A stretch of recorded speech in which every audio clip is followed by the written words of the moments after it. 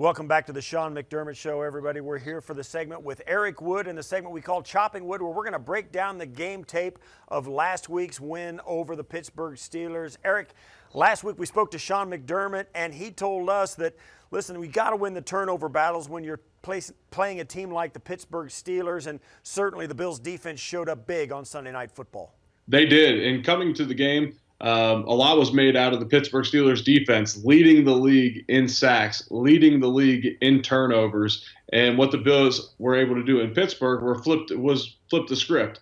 They forced 5 turnovers. They sacked the quarterback 4 times. Yeah, and this is one of those games where it started right off the top, first series for the Pittsburgh Steelers, and it's Tre White on a 3rd and 9, where this turns into a little bit of a short punt for the Steelers. Nevertheless, it's a turnover. Yeah, Tre White has been having an absolutely incredible season with 2 picks in Pittsburgh. He now ties for the league lead. And here, you're right. This is basically a glorified punt. But coming into this game, Devlin Hodges, he would throw a number of jump balls, and he just wasn't punished for them. And what the Bills' defensive backs were able to do, especially Tre White, was capitalize on those. So he's playing off coverage here, reads the route, doesn't break on the little stutter step because he gave Washington some cushion there, and he's able to come up with an easy interception. He actually bobbles it a little bit, does a great job of resetting his feet before going out of bounds to force the first turnover of the day.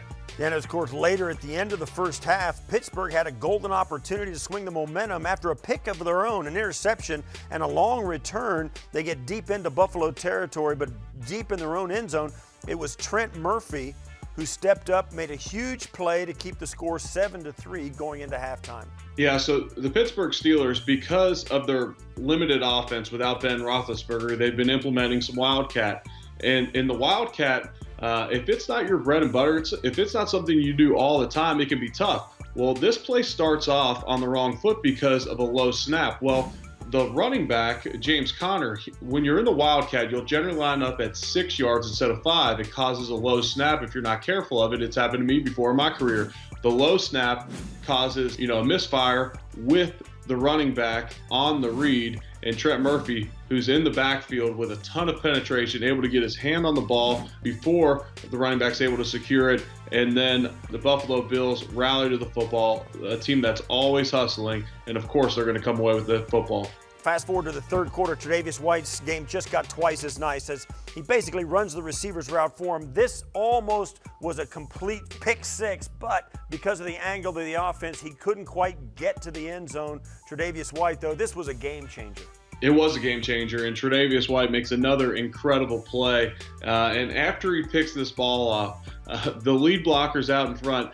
Kevin Johnson just assumes that this offensive lineman, Matt Filer, would not be able to track him down. Don't doubt these offensive linemen, Steve. Some of them can run. I was known to track down an interception or 2 in my day, and here he's able to force Tre White out of bounds, which ended up being a really big play for them to stay in the game at this point. But credit Tre'Davious White. He's been making huge plays for the Bills all season, and here you see another one. Love the coaches trying to track him down the sideline. Eventually, you just let him go because he's going to outrun you.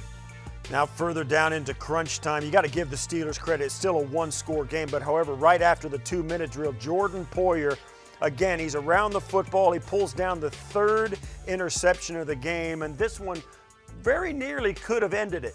Yeah, it could have, and this is another huge play by the Bills defense. The Bills ran this pressure a number of times. They lined up in a double A-gap look, and they would fire Tremaine Edmunds, and he would create immediate pressure on the quarterback. The reason Tremaine Edmunds is coming here is because Marquise Pouncey, the center, he slides to Milano. So at that point, Milano will drop. Now they know James Conner has to pick up Tremaine Edmunds, and now here comes the pressure off the left edge coming free. Devlin Hodges has to rush the throw. To him, this play seems open, but it's not because you have Poyer in the middle of the field playing center field. Initially, he starts outside of the right hash. Well, it's what the safeties always do. They're disguising coverage. He retreats back to the middle of the field, able to come away with a fairly easy interception here for himself. Eric, thanks for your insight. Let's hope the defense continues this onslaught of turnovers. It's always a huge thing and a huge boost, particularly in New England, one of the most difficult venues for anybody to go into and be successful. Let's wish the Bills all the luck in the world this weekend. Thanks, Eric. Absolutely. Thanks for having me, Steve.